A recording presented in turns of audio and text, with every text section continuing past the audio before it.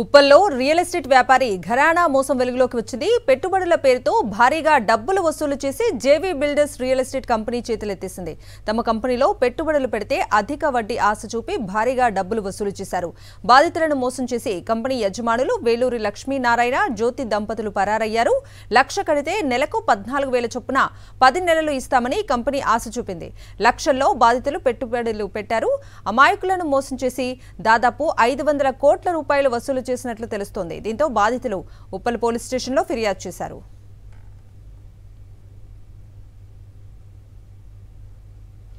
ఉప్పల్లో real estate వ్యాపారి ఘరానా మోసం వెలుగు చూసింది. JV builders and infrastructure real estate company చేతులెత్తేసింది. పెట్టుబడుల పేరుతో అమాయకులను మోసం చేసి జేవీ బిల్డర్స్ ఓనర్స్ వేలూరి లక్ష్మీనారాయణ, జ్యోతి దంపతులు పరారయ్యారు. ఇందులో 4,000కు పైగా బాధితులు ఉన్నారు. ఒక్కొక్కరి దగ్గర నుంచి ₹1,00,000 నుంచి కోట్ల రూపాయల వరకు పెట్టుబడి పెట్టారు.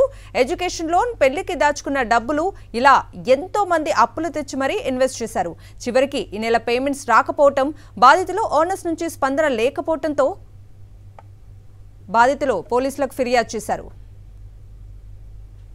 దీనిపై మరింత సమాచారం ఉప్పల్ నుంచి మా ప్రతినిధి సుస్మిత అందిస్తారు. ఉప్పల్ పిఎస్ పరిధిలో ఒక భారీ స్కామ్ బయటపడింది. అధిక వడ్డీలు చూపిస్తూ ఒకవేళ డబ్బులు కడితే దానికి కొంచెం ఎక్కువ వేసి వడ్డీ రూపంలో డబ్బులు చెల్లిస్తామని కూడా ఒక కంపెనీ మోసం చేసింది. దాంట్లో ఒకరు కాదు, ఇద్దరు కాదు, దాదాపు 3,000 మంది పైగా కూడా ఉన్నట్టుగా కూడా తెలిసింది. అయితే ఒక్కొక్కరు కూడా ₹1,00,000 నుంచి మొదలు పెడితే దాదాపు 30 లక్షల వరకు కూడా ఒక్కొక్కరు పే చేశారు. అయితే ₹1,00,000 కడితే నెలకు 14,000 రూపాయల చొప్పున 10 నెలల పాటు ఇస్తామని కూడా చెప్పారు. అయితే వీరందరూ కూడా ఒక జేవీ బిల్డర్స్కి సంబంధించిన కంపెనీలో పే చేశారు. ఆ తర్వాత కూడా వారు ఎవరైతే ఓనర్స్ ఉన్నారో ఇద్దరు కూడా ప్రస్తుతం ఎక్కడ ఉన్నారు అనేది కూడా తెలియని ప్రశ్నార్థకంగా మారింది. అసలు ఏం జరిగింది, ఇది ఎప్పటి నుంచి మొదలైంది ఒకసారి అడిగి తెలుసుకునే ప్రయత్నం చేద్దాం. ప్రస్తుతం మనతో అది ఎవరైతే డబ్బులు పే చేశారో వాళ్ళు ఒకరు ఉన్నారు. చెప్పండి, మీకు అసలు ఇది ఎప్పటి నుంచి స్టార్ట్ అయింది, మీకు ఏ విధంగా వాళ్ళు అప్రోచ్ అయ్యారు?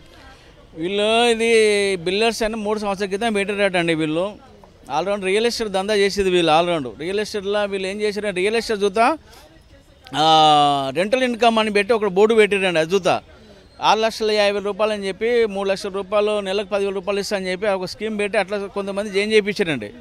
తర్వాత రీసెంట్గా మొన్న నేను ఆల్రౌండ్ చూస్తే ఇది వద్దురా బాబు, ఇది మోసం జరుగుతుంది, పబ్లిక్ 4% ఇంట్రెస్ట్ ఇస్తా అంటున్నారు, ఇది ఎక్కడ లేదు, ఇదంతా జూట్ అవుతుంది అని చెప్పి మేము ఎవరైతే తీసుకుపోయిన మనిషితో మేము చెప్పడం వాగ్దానం చేయడం జరిగింది. లేదంటే నేను పెట్టినానని చెప్పి వాడు లిస్టు పెట్టిండు. నేను 4 కోట్లు పెట్టినా చూడని చెప్పి మాకు దగ్గర ముందు లిస్టు పెట్టిండు.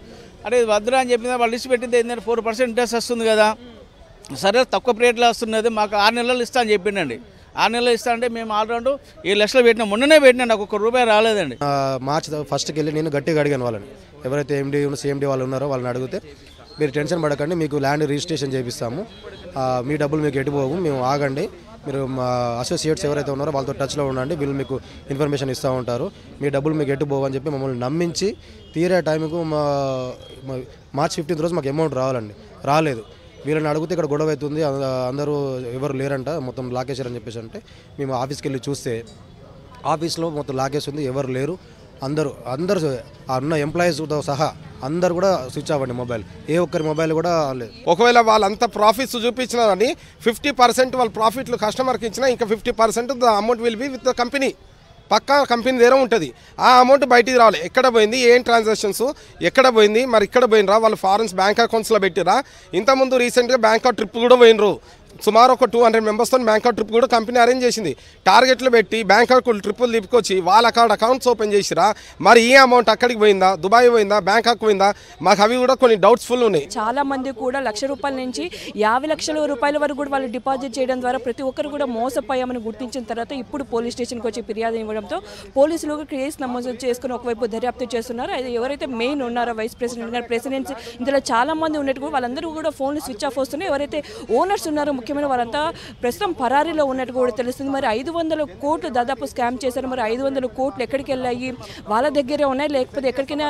ఇప్పుడు ప్రస్తుతం మనం సైబర్ ఏదైతే నేరాలు చూస్తున్నామో ఆ విధంగా వారందరినీ కూడా నమ్మించి ఇక్కడ రియల్గా ఒక స్కామ్ చేయడంతో కూడా చాలా మంది కూడా ఈ విధమైన ట్రాప్లో పడకుండా జాగ్రత్త వహించాలని కూడా చెప్తూ ఉన్నాం. కెమెరామెన్ రంగనాయకులతో సుష్మిత, సాక్షి టీవీ, హైదరాబాద్.